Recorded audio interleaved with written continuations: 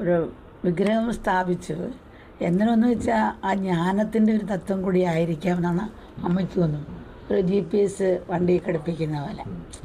പിന്നെ ഒരു ഷൊക്കം ഇത് വണ്ടി ഒരു മറ്റു തനിക്ക് കേടുപറ്റാതെയും ടെൻഷനില്ലാതെയും ജീവിതം നയിക്കുക. അപ്പോൾ അത് രാമയന്ത്രം എന്ന് പറയുമ്പോൾ ആഴത്തിലേക്ക് ഒരു ചിന്തിക്കും. ക്ഷേത്രത്തിനകത്ത് ക്ഷേത്രം വിഗ്രഹമാണ്, അത് ആഴത്തിലുള്ള തത്വങ്ങൾ ഗ്രഹിക്കും രാമൻ്റെ ജീവിതമായിട്ട്.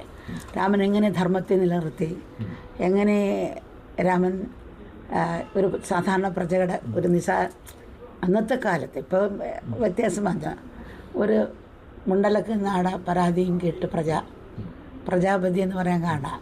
പിന്നെ അയൽരാജ്യം പോയി പിടിച്ച് കൊണ്ടുപോയിട്ടും ആ രാജ്യം പിടിച്ചുകൊണ്ട് വന്നില്ല. അപ്പം ആ ഒരു ഭാവമാണ് രാമൻ്റെ ജീവിതം. അപ്പം അതിനെ ഒരു ഉണർത്തൽ ഒരു ഉണർത്തുപാട്ട് പോലെ ആകും എന്നുള്ളതാണ് നമ്മൾ ചിന്തിക്കുന്നത്. അങ്ങനെ ആയിരിക്കാം രാമേന്ദ്രത്തിൻ്റെ അവരുദ്ദേശിക്കുന്ന അങ്ങനെ ആയിരിക്കും എന്നുള്ള നമ്മയ്ക്ക് തോന്നുന്നത്.